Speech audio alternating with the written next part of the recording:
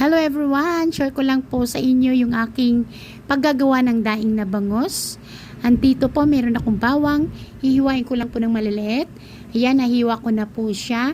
And then, nandito din po yung mga sangkap ko.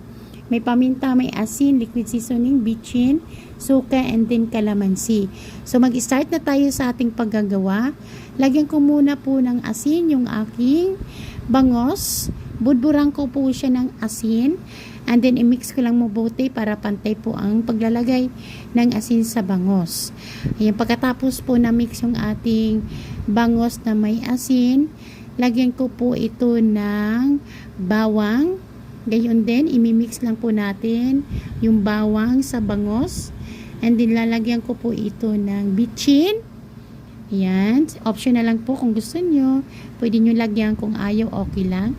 Ganun din po, i-mix lang din natin mabuti. Pagkatapos, lalagyan ko na po ito ng paminta. Budburan ko ng katamtamang paminta. Ganun din po gagawin, i-mix din mabuti para maging pantay po ang paminta sa ating bangos. Pagkatapos, lagyan natin ng liquid seasoning. Ganun din po gawin natin, i-mix lang ulit yung ating bangos.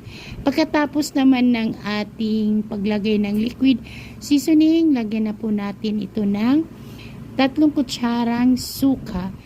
Imimix lang din ulit natin. And then, nilagay po natin yung kalamansi. Nilagay ko na po yung kalamansi, 5 pesos na kalamansi. 5 pirasong kalamansi, ating pigain. So, ayan lang, madali lang po ang paggagawa ng ating daing na bangos. Pwede na itong lutuin. Maalmusal man, tanghali o hapunan. Thank you for watching. Lagyan na natin sa rep.